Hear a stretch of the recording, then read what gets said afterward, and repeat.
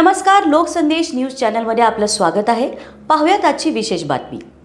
ऐतिहासिक आमखास मैदानावर महाराष्ट्र राज्य वक्फ मंडळ, अल्पसंख्याक आयुक्तालय आणि मौलाना आझाद आर्थिक विकास महामंडळाच्या कार्यालयाचे इमारत बांधण्याचा निर्णय माजी अल्पसंख्याक विकास मंत्री अब्दुल सत्तार यांनी 13 ऑगस्ट 2024 रोजी घेतला. 4 ऑक्टोबर 2024 रोजी या कामाला प्रशासकीय मान्यता मिळाली. राज्य शासनाने एका इमारतीसाठी 14.99 कोटी असे 3 इमारतीसाठी उपमुख्यमंत्री अजित पवार यांनी निधी देण्यासाठी फेब्रुवारी 2025ला मान्यता दिली. हे सर्व निर्णय उच्च स्तरावर घेतले गेले. यामध्ये वक्फ बोर्डाचे देणे घेणे नाही. पणचक्की येथे कार्यालयाला जागा कमी पडत असल्याने शासनाने हा निर्णय घेतला होता, असं म्हणत कालच्या घटनेवर वक्फ बोर्डाचे चेअरमॅन समीर काझी यांनी हात झटकले. इम्तियाज जलील यांनी इमारतीच्या बांधकामासाठी होत असलेले खोदकाम थांबवल्यानंतर वक्फ बोर्डाच्या वतीनं अल्पसंख्याक सचिवांना पत्र लिहून सार्वजनिक बांधकाम विभागाला हे काम थांबवण्याची विनंती केली आहे. या जागेवर इंटरनॅशनल फुटबॉल स्टेडियम बनवण्यासाठी 29 एकर जागेपैकी 11 एकर जागा अधिग्रहित करण्यात आली आहे आणि त्या जागेला हात लावला जाणार नाही. कार्यालय काही अंतरावर बनवलं जात आहे. स्टेडियमची NOC वक्फ बोर्डाने रद्द केली नाही. जी जागा स्टेडियमची आहे ती स्टेडियमच बनवणार. अफवांवर जनतेनं विश्वास ठेवू नये. वक्फ बोर्डाचे कामकाज पारदर्शकपणे सुरू आहे, मात्र उत्पन्न वाढवण्यासाठी प्रयत्न केले जात आहेत. माजी खासदार इम्तियाज जलील यांनी 3 वर्ष वक्फ बोर्ड सदस्य म्हणून येथे काम केलेलं आहे. त्यांना माहीत आहे की कामकाज कसं चालतं. त्यांना कोणीतरी चुकीची माहिती दिलेली आहे. शंका कुशंका असतील तर त्यांनी वक्फ बोर्डाशी चर्चा करावी. आम्ही चर्चा करण्यासाठी तयार आहोत. त्या कामात काही अनियमितता आढळल्यास चौकशी करून संबंधितांवर कारवाई केली जाईल. 29 एप्रिल रोजी उपमुख्यमंत्री अजित पवार यांनी वक्फ बोर्डाची बैठक घेतली. या बैठकीत त्यांनी वक्फबाबत चांगले निर्णय घेतले जात असल्याचा विश्वास व्यक्त केला. उपमुख्यमंत्री अजित पवार यांच्या उपस्थितीत 5 मे 2025 रोजी वक्फ बोर्ड, अल्पसंख्याक विकास विभाग आणि सार्वजनिक बांधकाम विभागाची संयुक्त बैठक मुंबईत आयोजित केली आहे. या बैठकीत आमखास मैदान प्रकरणावर उचित निर्णय घेतला जाईल, अशी माहिती आज सकाळी वक्फ बोर्ड कार्यालयात झालेल्या पत्रकार परिषदेमध्ये चेअरमॅन समीर काझी यांनी दिली आहे. 1000 एकर जागा वक्फची आहे राज्यामध्ये. तर शासन जे निर्णय घेईल की बाबा आम्हाला इथं बांधकाम करायचं आहे, वक्फ बोर्डाची काही गरज नाही, परवानगीची गरज नाहीये, असं चालेल का? नाही, असं नाही चालणार ना. तुम्ही असे म्हणतात, असंही चालणार नाही. मी काय म्हणलं, बघा 2 दिवसापूर्वी जे आजी दादा सोबत बैठक झाली, मी स्पष्ट केलेलं आहे की त्याच्यामध्ये हे प्रकरण आमच्या समोर आलेलं आहे की तत्कालीन मंत्र्याने हे प्रशासकीय मान्यता केली होती आणि PWDला टेंडर काढण्यासाठी दिलं होतं. तर त्यामध्ये हे प्लॅन सादर करण्यासाठी सांगितलेलं आहे की प्लॅन कसा होणार आहे नेमका. त्यावेळेस आम्ही तपासणी केली तर वक्फ कार्यालयातून याच्यामध्ये कुठल्याही प्रकारची जी आहे तर NOCची मागणी करण्यात आलेली नव्हती आणि मुख्य कार्यकारी अधिकारी ॲडमिनिस्ट्रेटिव्ह म्हणून त्या बैठकीला उपस्थित होते, जे कलेक्टर ऑफिसमध्ये झाली होती बैठक. म्हणजे हे जमिनीसाठी नाही आहे तर तुम्हाला जी दमदाटी केली त्याच्यासाठी बोलायला आले, एवढंच म्हणायचं का? नाही, असं कसं.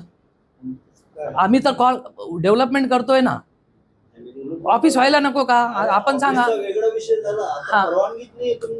नाही, ठीक आहे ना, ते तपासू ना आम्ही. त्याच्यामध्ये जर चुकीचे काही झाले तर वक्फ ऍक्ट प्रमाणे आम्ही 100% कारवाई करणार. दलीलचं पण ऑब्जेक्शन नाही. ते म्हणतात कार्यालय करा, पण तुम्ही दुसऱ्या जागेत करा ना. तिथं स्टेडियम ठीक आहे ना, या ना म्हणून चर्चा करायला. चर्चेतून मार्ग काढू ना आपण. मग काम थांबवणार आहे तुम्ही? एक मिनिट काम थांबवणार आहे तुम्ही आता? ठीक आहे ना, आम्ही हे तपासणी करून तोपर्यंत काम थांबेल ते. कारण ते PWDचं आहे, त्यांना आम्ही आदेश देऊ शकत नाही, पण आम्ही शासनाकडे आमचा प्रस्ताव सादर करू. मुसाफिर खाण्याचा विषय आहे. हाँ, विचार. कई सारी प्रॉपर्टी है उनको नाम वक्फ किया जा रहा है. इसी तरह मुंबई में भी कई सारी प्रॉपर्टी को नाम वक्फ किया गया हाँ, है. कई सारी, मतलब कोई एग्जांपल दीजिए. मुसाफिर खाना है. मुसाफिर खाना जो ट्रस्ट है वो सुप्रीम कोर्ट से हमारे पास आया था. उसका सेक्शन 40 के तहत नेचर डिसाइड करने के लिए, और ये क्वाशी जुडिशियल बॉडी है. उसने हमारे उसमें जो भी फाइंडिंग्स थे, जो सुप्रीम कोर्ट ने हमको क्राइटेरिया फ्रेम करके दिया था चेक करने के लिए, वो हमने चेक किया और हमारा डिसीजन दिया है. और जो भी सेक्शन 40 के अंदर ऑर्डर होती है उसको वक्फ ट्रिब्यूनल में अपील करने के लिए उसको अपॉर्चुनिटी है. इसी तरह नथानी बिल्डर्स का जो मामला है, सापूवाला ट्रस्ट में नथानी बिल्डर्स ने डेवलपमेंट किया है, तो क्या उस पर आप कार्रवाई करेंगे? मुंबई के अंदर 2009 से लेके 13 तक जो है, चलेगा हिंदी या मराठी बोलो, चलेगा ना. तो उस पीरियड में काफ़ी सारे NOC इशू हुए थे डेवलपमेंट को लेके. जो आप बोले नाथानी का जो इशू है, उसके लिए हमने अगस्त में एक कमेटी बनाई है ये सारे NOC को चेक करने के लिए सही है, गलत है, फ्रॉड है, और वो कमेटी अपना रिपोर्ट पेश करने वाली है। हम सब लोगों को वो नोटिस भेजकर हर एक की नोटिस को, हमारा रिकॉर्ड को चेक कर रहे हैं। मान के चलो अगर 100 एनओसीज का प्रकरण है वो, तो 50 अगर हमारे पास वैलिड निकलती है तो बचे हुए 50 लोगों के पे हम कार्रवाई करेंगे, गाजी साहेब, वो फॅक्ट के तहत। एक प्रश्न आहे, गेल्या काही दिवसांपासून जे औरंगजेबाच्या कबरीचा विषय सुरू आहे, तर ते वक्फच्या अखेरीत आहे का? वक्फचा त्या कबरीवर दावा आहे का? म्हणजे तुमच्या अंतर्गत येतं का? आणि नवीन कायद्यानुसार त्याला काही फरक पडेल? नाही, त्या संदर्भात मला वाटतं माननीय मुख्यमंत्र्यांनी त्याच वेळेस सांगितलं होतं की पुरातत्व खात्याकडे आहे ते, आणि त्याचं संरक्षण आहे, त्याच्यामुळे त्याच्यावर आम्ही काही भाष्य नाही करणार। वक्फची जागा नाहीये, वक्फचा काही संबंध नाही, ते वक्फ इन्स्टिट्यूटमध्येच आहे ना, पण त्याला जे तर पुरातत्व खात्याचं पण वेगळं संरक्षण आहे ना। नॅशनल हेरिटेज हां, वक्फचं पण हे आहे ना, म्हणजे दोन्ही अधिकार आहे त्याच्यावर। हो आहे ना। हाँ, अगर एनडीडीआर की बात की जाए तो वो एनडीडीआर ट्रस्ट के अंडर में आता था, तो ये जो नॉन वक्फ जो बताया गया है, तो इस पर किस किस के सिग्नेचर थे और क्या ये वक्फ की थी जमीन या नहीं थी एनडीडीआर? देखिए, मैंने आपको बताया कि जब ये महाराष्ट्र वक्फ बोर्ड, मराठवाड़ा वक्फ बोर्ड से जब महाराष्ट्र वक्फ बोर्ड बना तो 2003 में उसका नोटिफिकेशन निकला, तो उसमें एंटीलिया के साथ और 185 लोग, ऐसे टोटल अंदाज़ा 186 लोगों ने उस नोटिफिकेशन को चैलेंज किया कि हमको वक्फ में नहीं रहना है। अदर दैन मराठवाड़ा के जो लोग थे, उसमें मैक्सिमम मुंबई के लोग थे, उन्होंने हाईकोर्ट में वो पिटिशन किया। हाईकोर्ट में 2011 में रिजल्ट आया और नोटिफिकेशन को सेट असाइड कर दिया। जो वक्फ की लिस्ट थी हाईकोर्ट ने उसको भी सेट असाइड कर दिया टेक्निकल पॉइंट पे। उस वक्त हम लोगों ने सुप्रीम कोर्ट में 2011 में अपील किया, और उस जो ऑर्डर थी वक्फ बोर्ड की कि जो सारा का सारा नोटिफिकेशन ही ख़त्म कर दिया था हाईकोर्ट ने कुछ टेक्निकल इशू की वजह से, जो हमारी 16,000 से 18,000 प्रॉपर्टी पूरी वक्फ से निकल गई थी, तो उसके ऊपर हमने उस वक्त स्टे लिया। वो पिटिशन का रिज़ल्ट 2021 में जब हम मेंबर बने तो वहाँ पर पर्सनली हम लोग वहाँ गए, सब लोग उस पिटिशन का फॉलोअप लिए। 2022 में उसका जजमेंट आया। अब जो लिस्ट थी हमारी, उसको सुप्रीम कोर्ट ने कंफर्म कर दिया कि जो भी ये वक्फ बोर्ड ने लिस्ट बनाई है ये वक्फ है। लेकिन जो 186 पिटिशनर थे जो हाई कोर्ट में थे और सुप्रीम कोर्ट में रिस्पॉन्डेंट थे, उनको ये रिलीफ दिया सुप्रीम कोर्ट ने। ये लोगों ने वहाँ पे आर्गू करे कि हम वक्फ नहीं है, हमारे इंस्टीट्यूट में कोई भी वाकिफ़ नहीं है, ना किसी ने इसको वक्फ किया है।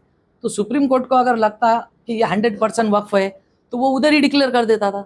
लेकिन उनको कहीं तो लगा कि इसको हर एक की फाइल को 1 बाय 1 चेक करना चाहिए। उन्होंने एक नॉर्म्स तय करके दिया हमको कि आपको क्या चेक करना है। वक्फ बोर्ड ने सेक्शन 40 के पावर थे जो अभी नए बिल में हमारे ख़त्म हो गए वक्फ डिक्लेयर करने के। उस सेक्शन 40 के तहत सुप्रीम कोर्ट ने दी हुई गाइडलाइन के हिसाब से हमने एक एक फाइल को चेक करके सबको सुना और अपना फैसला दिया। हम जल्द ही 2 या 3 दिन में इंशाल्लाह अगले हफ्ते में हमारा ये रिपोर्ट, सुप्रीम कोर्ट ने हमको कहा था कि ये सब डिसाइड होने के बाद ये गवर्नमेंट को सबमिट करना है। फिर गवर्नमेंट वो जो 2003 में बनाया हुआ गैजेट अमेंड करेगी कि ये 186 में से कितने वक्फ हुए और कितने नॉन वक्फ हुए। जो वक्फ हुए वो गैजेट में रहेंगे, जो नॉन वक्फ हुए वो गैजेट से निकल जाएंगे। तो जब हमारा ये गवर्नमेंट को रिपोर्ट सबमिट हो जाएगा तो वो पब्लिकली कर लेंगे हम। और वो सीईओ ने कहा था कि ये जो जमीन है ये वक्फ की है, वही तहसीलदार साहब ने। कौन सी ज़मीन? एनडीडीआर। हाँ, तो उसका 2003 से मैटर चल रहा था ना। उसके बाद मैंने वही तो कहा ना कि सुप्रीम कोर्ट ने जो गाइडलाइन दिया उसके तहत हमने फैसले दिए हैं। अब नेक्स्ट वीक में गवर्नमेंट को जब हमारा रिपोर्ट सबमिट हो जाएगा, सारे ऑर्डर सबमिट हो जाएंगे, तो ऑटोमेटिक वो सारे ऑर्डर पब्लिक हो जाएंगे, तो तब आप देख लेना। आल्यापासून वक्फ बोर्ड मालामाल झालेला आहे। देवेंद्र फडणवीस असो की एकनाथ शिंदे असो, तुम्ही त्यांच्या जवळचे आहात, परंतु तुमच्या वक्फ बोर्डामध्ये जे कर्मचारी आहेत, जे डेली बेसिसवर काम करतात,